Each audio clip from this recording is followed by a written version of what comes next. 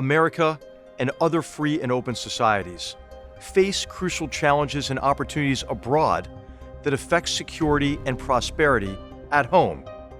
This is a series of conversations with guests who bring deep understanding of today's battlegrounds and creative ideas about how to compete, overcome challenges, capitalize on opportunities, and secure a better future. I am H.R. McMaster. This is Battlegrounds.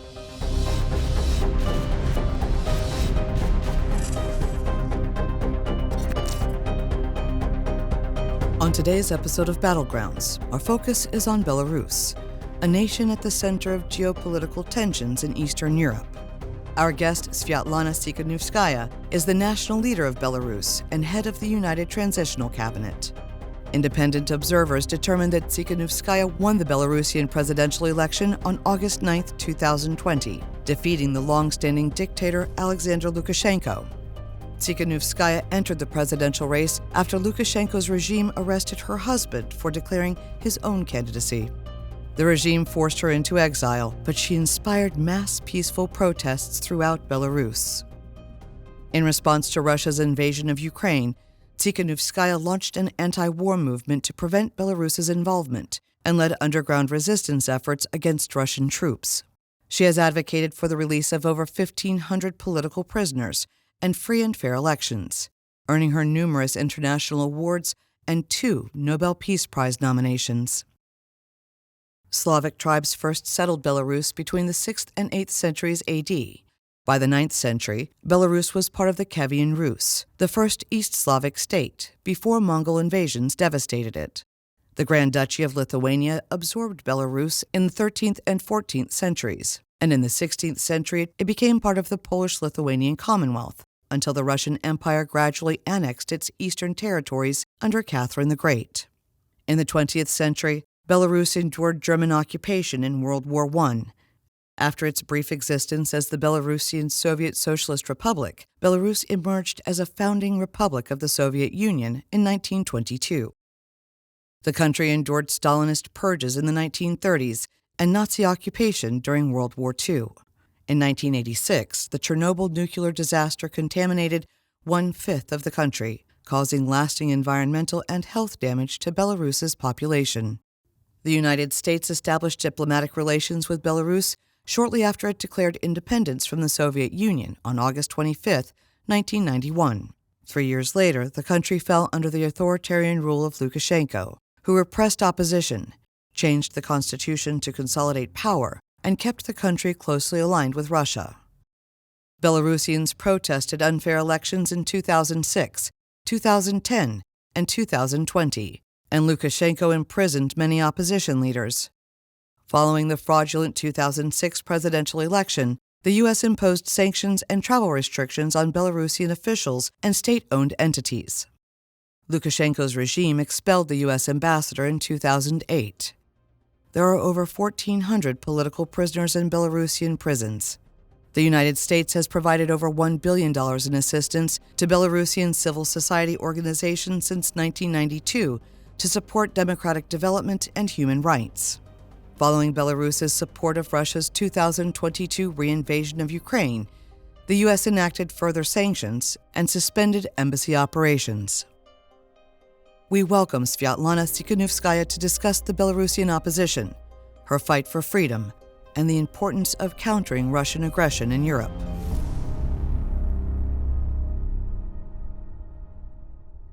Sviatlana Tsikhanouskaya, welcome to Battlegrounds. What an honor it is to see you again. Thank you so much for joining us. Hello, everybody. Thank you for your attention to Belarus and to our fight for freedom of my country. Well, Sviatlana, we've heard a little bit about yours and your family's brave story, the struggle that you've been engaged in, the hardships that you've encountered. But can you share more about yours and your husband Sergei's struggle for freedom and liberty? Look, it's such interesting story, I have to say, because was ordinary person, ordinary woman living in Belarus, in my small family, bringing up 2 wonderful children. But when in 2019, my husband, decided to fight against dictatorship, he was immediately jailed by Lukashenko's regime. And just to show my love to my husband, first of all, I stepped in. I started to fight against like dictatorship as well. I became presidential candidate. I was fighting to dictate on the elections, and according to all the counts, I won these elections. But of course, Lukashenko didn't allow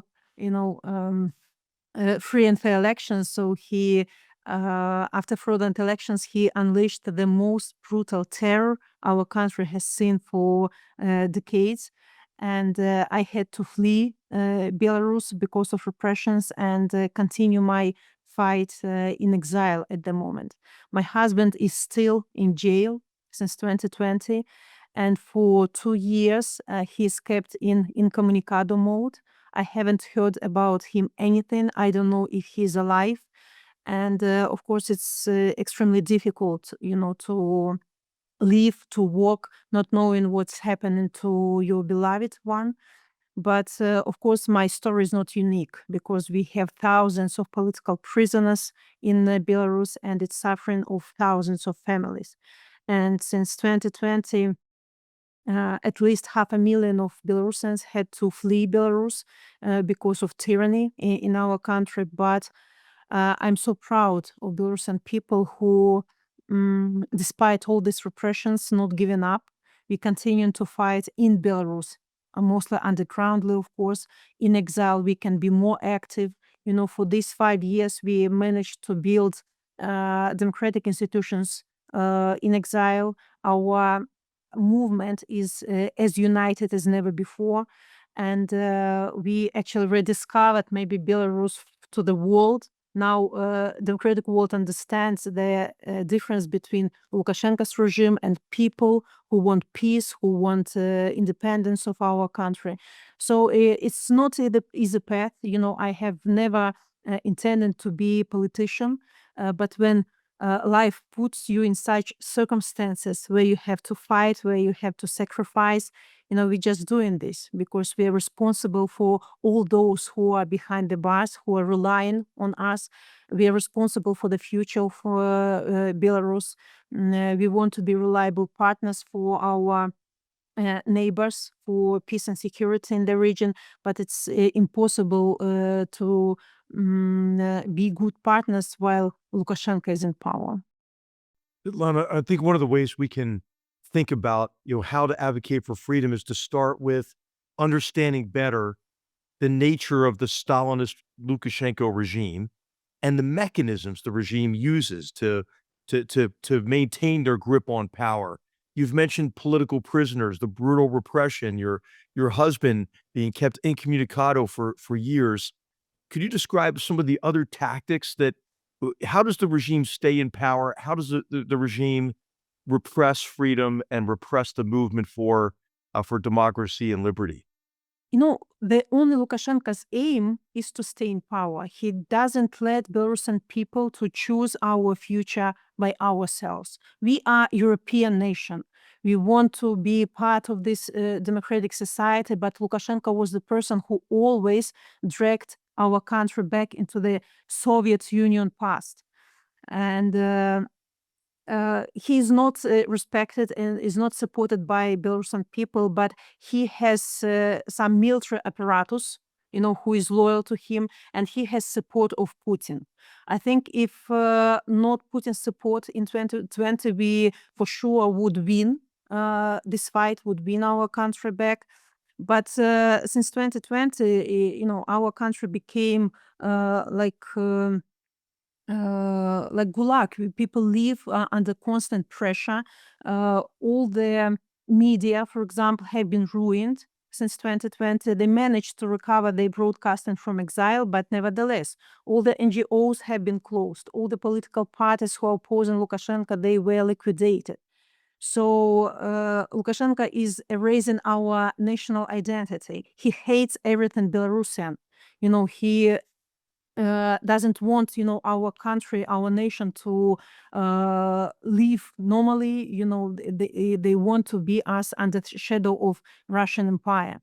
So people don't understand the rules. People can be detained for opposing Lukashenko. It's understandable, but people are detained for speaking Belarusian language, or for reading Belarusian books, or for supporting Ukrainians, for singing Ukrainian songs, or for praising European perspectives for our country, for commenting on different media.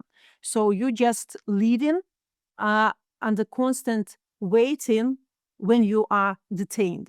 So people, when they go to work, for example, they have to take this special bag where extra socks, toothbrush is located, just in case you are detained at your work. You have something to survive in prison.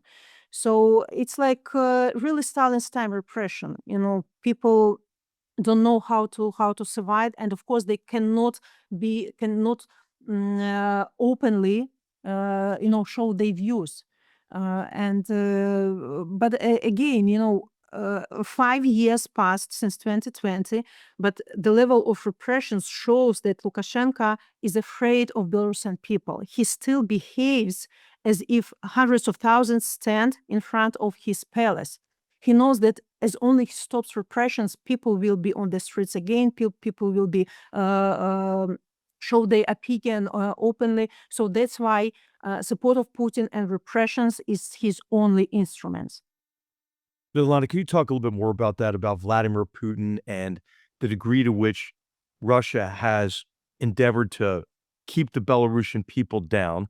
There's kind of this misunderstanding these days, I think, that some people still think what Putin needs is his security concerns to be allayed, right? And that really, if Putin feels more secure, he'll stop his aggression. But his aggression against Belarus fits a broader pattern, and could you maybe explain, how do you view Putin's motives and the mechanisms he uses to support somebody like a dictator who's going to act kind of like a puppet of Moscow, like Lukashenko? General Master, that Belarus has historically been a battleground between East and West, from Napoleonic wars to both world wars, and Belarus has been at the heart of conflicts. And Russia has consistently tried to control Belarusian, Ukrainian, and even Polish territories, because controlling Belarus means controlling European security. Therefore, Belarus is so important now. Whoever controls Belarus controls the gateway to Europe. Russia understands it well, and that's why they trying to dominate fully on Belarus. If the West let this happen, it could destabilize, the entire region. Without Belarus, Putin will not be able to take over Ukraine and attack Baltic states, for example. But also vice versa. If Belarus is free, it would be a critical leverage against Putin. And of course, we all know that Russia tries to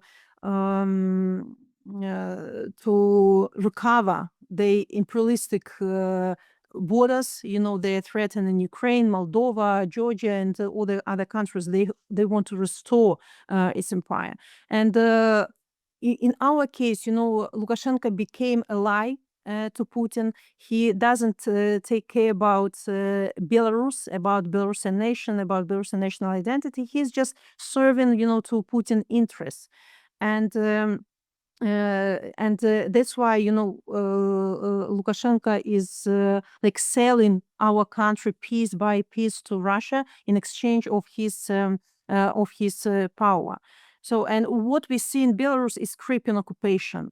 If in Ukraine Russia deal with tanks, with this open war, in Belarus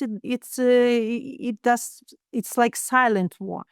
We see the process of Russification. We see how Russia interferes in all the spheres of our life, into education, military, our our media sphere. So they just silently, taking our country. And of course, Belarusian people resist it. We don't want to be in the grip of Russia, but it's difficult to fight when we are alone. So that's why it's support and solidarity of democratic world is critically important for us. But I don't want our democratic partners to look on Belarus as on humanitarian case where repression is taking place and political prisoners. We have to understand that independent Belarus is the core like the core element of stability and security of the whole region. That is why it's so important to get Belarus out of the Russia's grip. And this is what we are trying to explain to new Trump's administration and to our Western partners. Ilan, I think that's a really important number of incredibly important points that you've made. One of the is that Putin is really engaged in trying to restore the Russian Empire, and you mentioned this, what I would call like a shadow war, the cognitive warfare against your country, but also various forms of aggression. Cutting undersea cables in the Baltic Sea, burning down warehouses, putting out assassination hits on heads of industry in Europe. And this effort really to not only, dominate Eastern Europe, but Southeastern Europe, the Black Sea, the Baltic region. And it's just kind of my perspective is that Putin won't stop until he is stopped. And and I just admire what you're doing and the opposition's doing. I want to talk more about what can be done to support these sort of freedom and liberty movements. But could you describe for our viewers the state of opposition in Belarus, what the opposition has accomplished, and is it feasible? What is feasible even under Lukashenko to tilt Belarus away? Even only maybe in some ways from Russia. Of course, we understand that now Lukashenko seized power. He's controlling Belarus, through repressions. But Belarusian people, we want different future, and we don't have, as democratic society, we don't have to allow dictators think that they can dictate other countries, how to live, where to go, where to remain, and this is why it's so important, to take this twofold approach regarding Belarus. On the one hand, to weaken the regime through sanctions, through economic pressure, through political pressure, but on the other hand, to help Belarusian people, to live through these difficult times. This is why it's so important, to strengthen agents of democratic forces, to support Belarusian media who are countering Russian and Belarusian regime propaganda, to show solidarity. Because believe me, it's so difficult to fight if you feel that you're alone. No one war and no one fight, and the world cannot be won when you are alone. We need democratic world to show Belarusian people that we are supporting you, we are with you, our doors are open for all your initiatives because we are fighting one enemy. We have to understand that a fight in Belarus or war in Ukraine is not only our local problems. It's a global fight against tyranny, because tyranny is like cancer. It will spread further and further until it is ruined by the last cell. And if we will not help Belarusian people to save our country, to return independence to Belarus, Belarus will be a constant ground for Russia to attack other countries. And if we allow Russia, for example, to control Belarus, it will be source of constant threat and blackmailing for all our democratic partners. We already see Oreshnik in Belarus. We see deployment of nuclear weapon. We see how Belarusian regime is preparing for Zapad 2025 drills. It is like blackmailing and threatening the world. So that's why democratic world has teeth. You have power and you have tools, to to fight with dictators. Dictators don't respect democracy because they think that democratic world is sometimes non-principled and or hesitate, and they take this hesitation as weakness. And if you are weak, they can cross red line after red line, like challenging you. What can you do? Like, we don't respect any international rules and laws, so you're weak enough, to respond to us. But I believe in democracy. I believe in democratic world that you will find a solution. How to fight with dictators. We just have to understand that dictators cannot be appeased. Dictators cannot be re-educated. Dictators can only be fought. And you are powerful enough to fight with dictators. So this is what you have to understand. Dictators will not stop until we stop them. Milana, you made so many important points here. I think I agree completely with your assessment that dictators won't stop until they are stopped. And I think there's a deep skepticism, though, in the United States these days. You probably have seen what's happened with USAID and the reduction of funding, programs that are meant to support democracy movements like yours, media, as you mentioned, and other means of countering the mechanisms of authoritarian state control, the dominance of the media, the propaganda, and so forth. And I think you've talked a lot about to Americans, and others about why it's important to support people like you, movements like you. This is yours. This isn't just like democracy promotion and trying to export, American Jeffersonian democracy in places that don't want representative government. Can you talk more to the American people about the argument for supporting movements like yours and why it's in America's interest? You've touched on a lot of these points, but I'd just like to ask you to address that skepticism about what some people call democracy promotion abroad. No, I fully understand that independency and sovereignty of Belarus is Belarusian duty, Belarusian people duty. It's us who have to return our country back, to people. And this is Ukrainian issue as well. But as I said before, no one fight and no one war cannot be won if you are fighting alone. And that's why showing your solidarity or giving assistance to people who are on the front line of the fight against tyranny is critically important for us. Believe me, when people think that they are abandoned, or if they see that when they see that some democratic countries might say that, oh, it's not our business, it's their problems, it gives us feeling of loneliness, and it decrease our morale. And for example, cutting support to Radio Free Europe harms independent voices, not just in Belarus but across the whole region. Their work of free media is incredibly important for us. And that some of journalists, and many actually journalists, are held as political prisoners.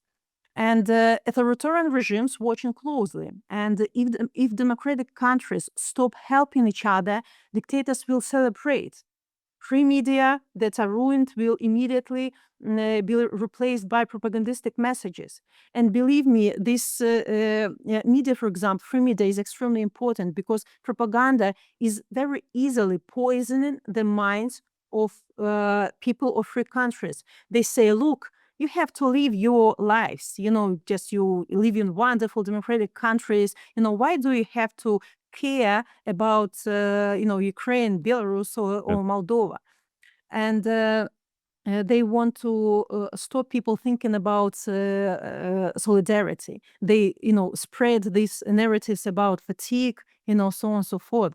But if not help those who are fighting fearlessly now against dictators, dictators will knock your doors very soon, because they will think that you are not able to help each other.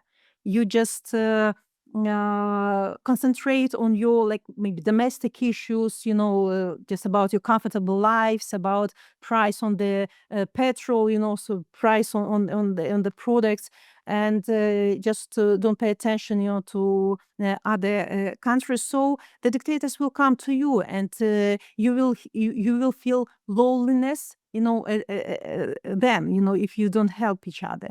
So it's extremely important, to fuel um, nations who are fighting with the energy, because we are like better on the cell phone. If we are not being recharged, with the empathy, with the assistance, we will turn off, and if we lose our countries, who knows who will be next. I think the democratic world has opportunity to help each other, but it's more like political message. We will not leave the countries who want to be democratic alone, because they belong to our family, to democratic family. So that's why I ask people, to contribute some of their time, energy, maybe money, to those who are fighting. Because again, we are not just fighting for ourselves. We are fighting for the values that your countries are based on. And dictators, they want to undermine values, to make people selfish, to not to deliver, the empathy to other people. And it's very dangerous for the world, actually. And dictators, we see how dictators uniting now. They are learning from each other, they helping each other. So must democratic countries do the same. They have to show the unity, that dictators cannot break this unity and principality. And the democratic world has to show consistency regarding tyrants, that will not give up, that yes, we are going through difficult times, you are undermining, our principles, but we are staying strong and only helping each other and explaining how it's important to stand shoulder to shoulder with each other, country to country with country. They will make sure that, dictators will be defeated. Well, you've covered so many important points here, and I think the making the argument to Americans about this is support for you and your people. It's not some sort of foreign effort to cultivate democracy where nobody wants it. And then the other point you just made is how this axis of aggressors is working together so closely. And this is Russia, China, Iran, North Korea. I mean, North Koreans are fighting on European soil, providing artillery.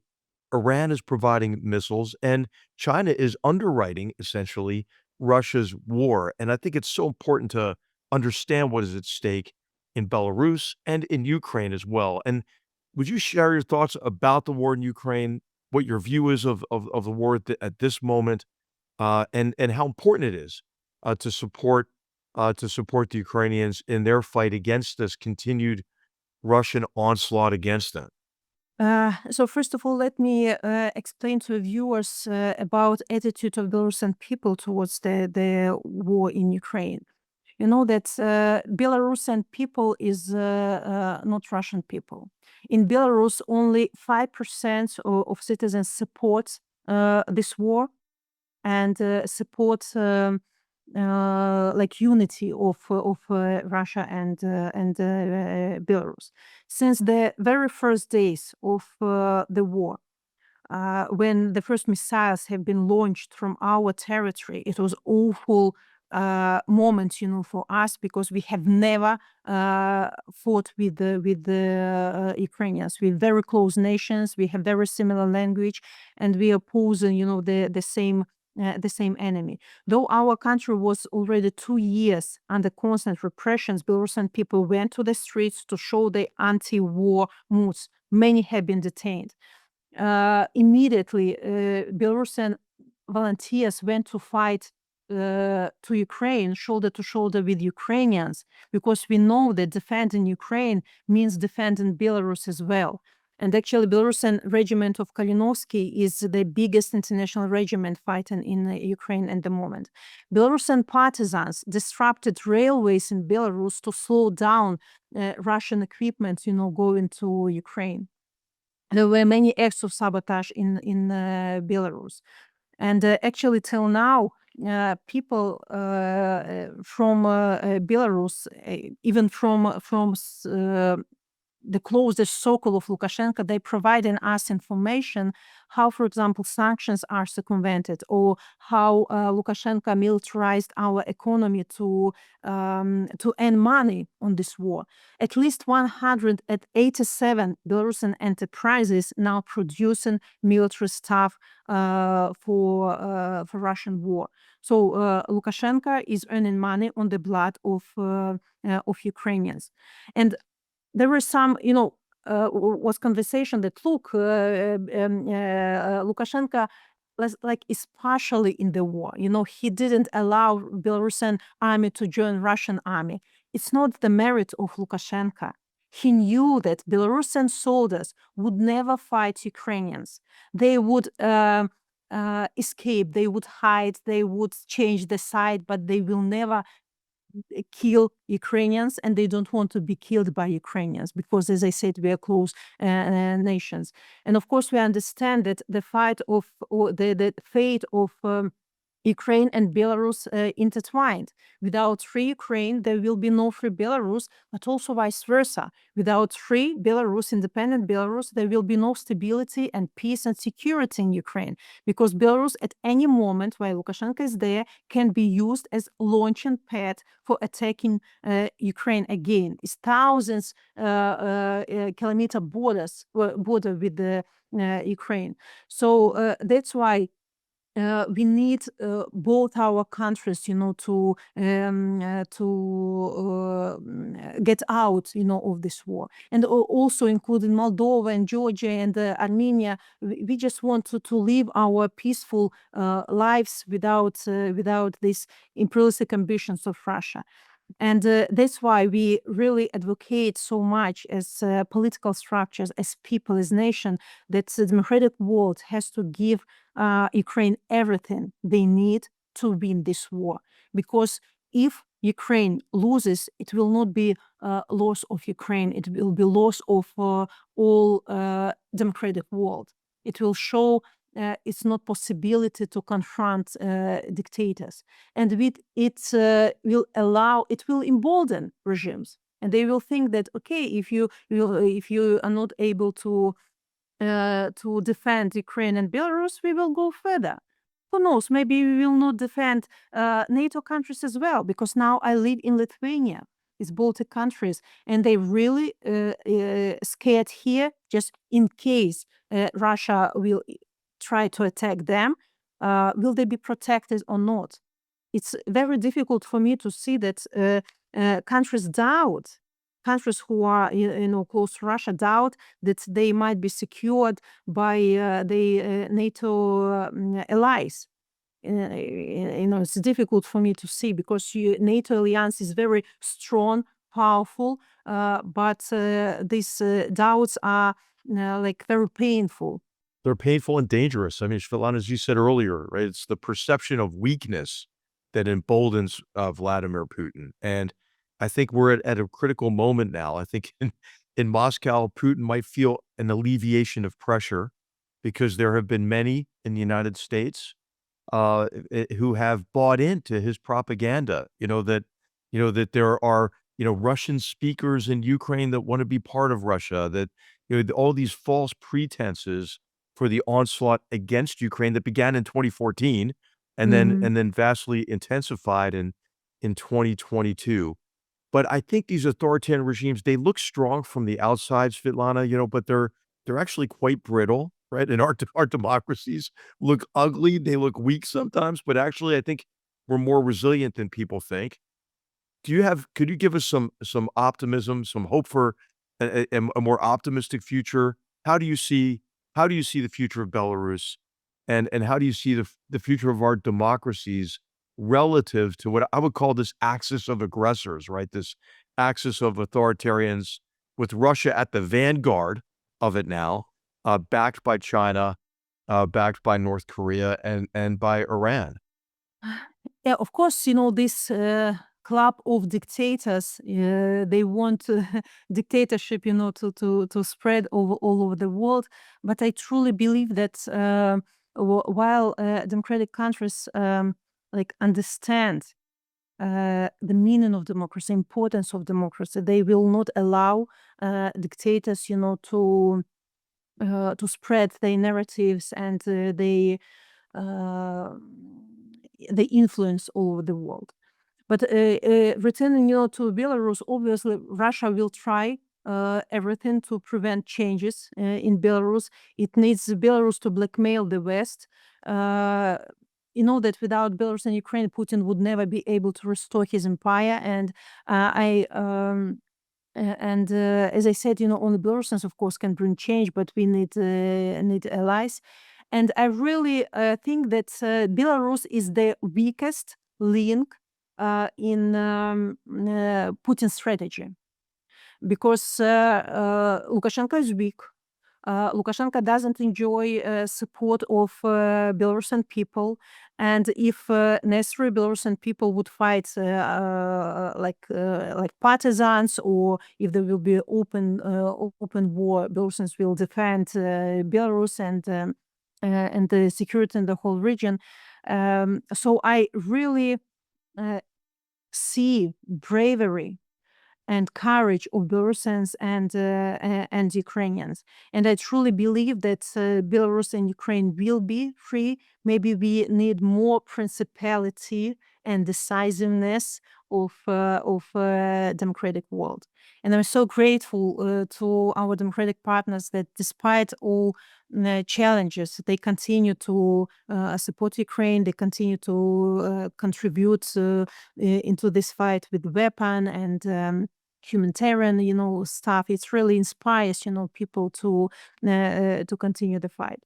So I believe that Belarus will feel this new window of opportunity that will take place in Belarus, and get rid of the regime. And sometimes, General, I hear that Belarus is lost case, that until anything changes in Russia, nothing will change in Belarus. But I think that changes in Russia will start from the changes in my country, because our society is more consolidated.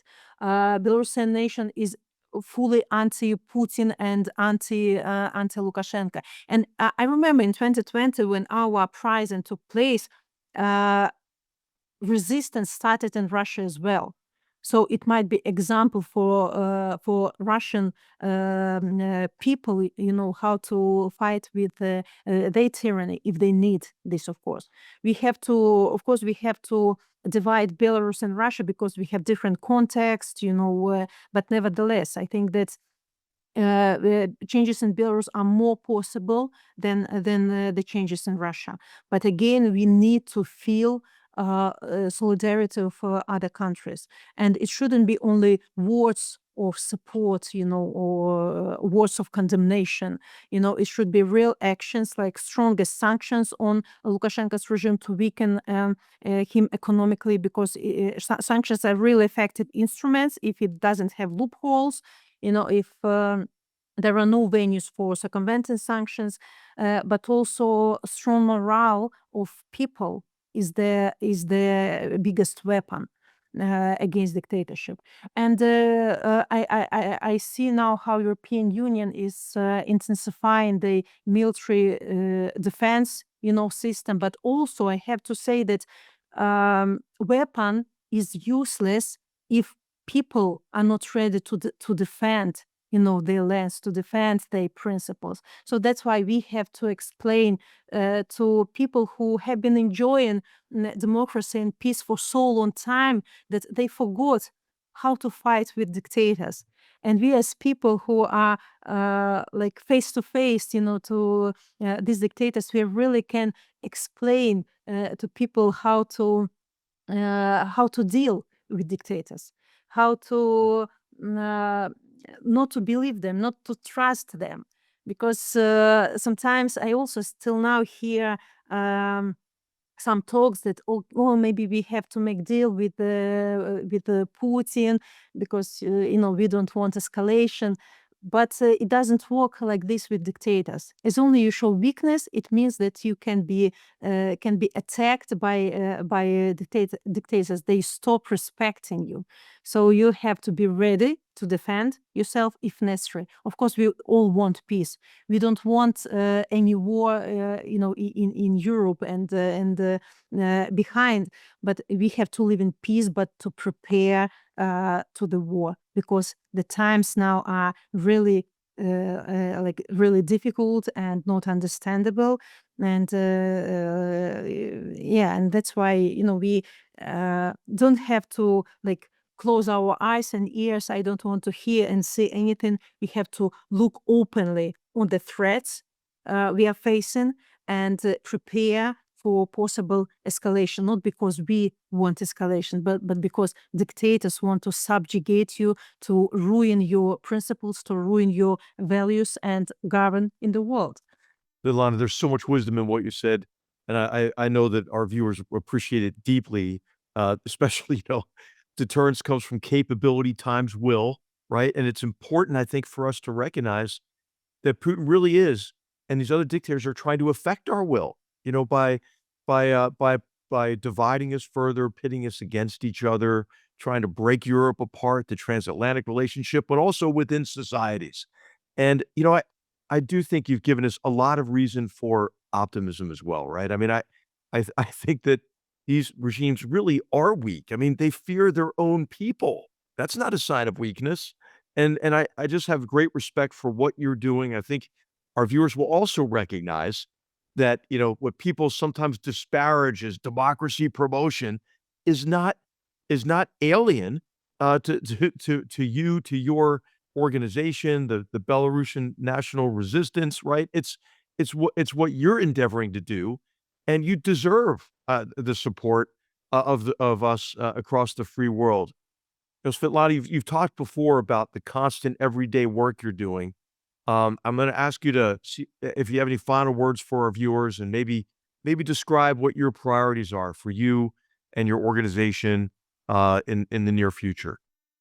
Look, of course, our final aim of our fight is, first of all, to release political prisoners, from prisons, and to hold free and fair elections in Belarus. We really want democratization of Belarus go through peaceful processes. We don't want wars, we don't want any civic fight. We want free and fair elections in Belarus. But to get to this point, we need to weaken the regime and strengthen the people. And we are trying to strengthen agents of democratic forces to rediscover Belarus to different parts of the world, because for too long Belarus was gray zone, like appendix of Russia or what Belarus is about.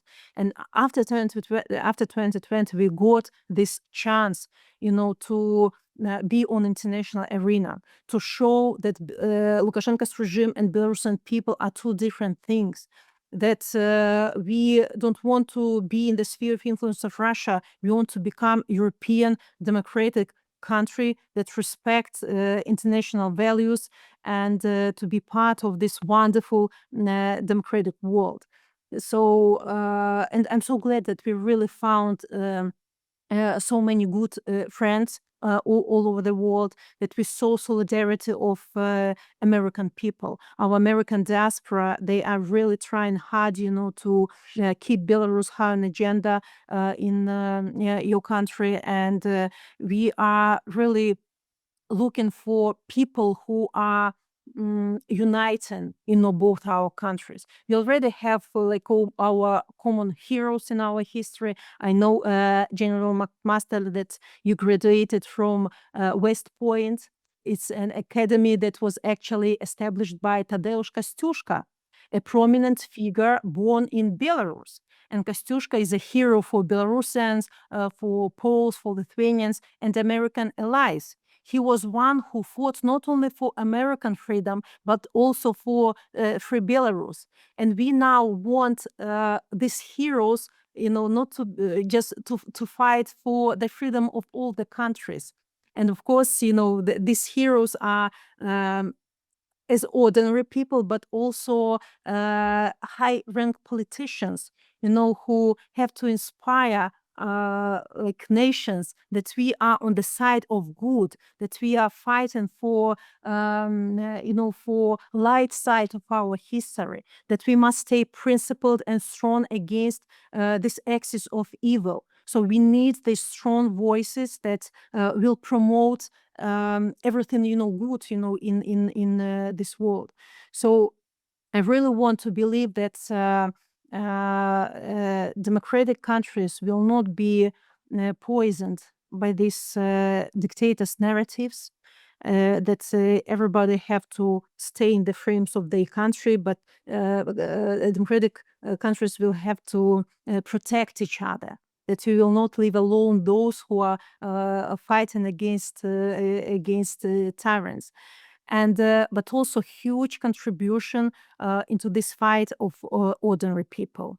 Don't let dictators to put yourself into this shell of not knowing, not wanting to understand anything, in this life, concentrated on they like families or well-being, because we really can take Belarus as a good example how people losing attention or interest in politics brought country to dictatorship. When they think, what can an ordinary person do while a dictator is ruling? Who I am? But when you see that you're not alone, that there are millions and hundreds of thousands of people around you who think the same, you can ruin the walls. You can influence, the policy of your countries, and make sure that your government stand firmly with the values that are so cherished by your countries. Believe me, it's so easy to lose what you have, and it's so difficult to get it back. Svetlana, thank you so much for that reference to the American Revolution, which the historian R.R. Palmer called the beginning of the age of democratic revolution. And maybe we need another age of democratic revolution now to counter these authoritarians, including Lukashenko. My colleague here, Stephen Kotkin, who's a scholar of the Soviet Union and of Stalin, he says that these regimes need 5 things to stay in power. We've talked a lot about this: cash flow and the importance of sanctions relevant to that cash flow. Security forces, they need security forces as tools of repression. We can sanction them. We can try to weaken them. The third thing they need is control over life choices. You've talked about that, right? And the importance of people having to free themselves from the oppression of that regime and the control over those life choices. The fourth thing they need are stories to tell their people, lies, to tell their people. And we've talked about the importance of communication, Radio Free Europe, other ways to reach people with the truth, and alternative sources of information. And the fifth thing they need an international system that's complacent, that doesn't really care. And you joining me on Battlegrounds, I hope, will reach a lot of our viewers and listeners and inspire them to support you, to support your movement. So I can't thank you enough on behalf of the Hoover Institution for being with us. And I'd like to just give you the final word to our viewers. Thank you, General McMaster, for giving me this opportunity to tell more about Belarus. And I ask your viewers to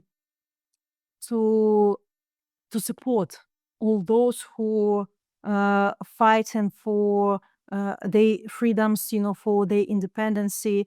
And just the last word, I have to say, you listed 5 points, and just I have only one point: to let evil to blossom, good people have to do nothing. So I ask citizens of all the countries, be good people and contribute small part of your life, 5-10 minutes, to the fight on maybe on the other continent, in the other countries, but it will be your contribution into democracy and into better life for the whole world.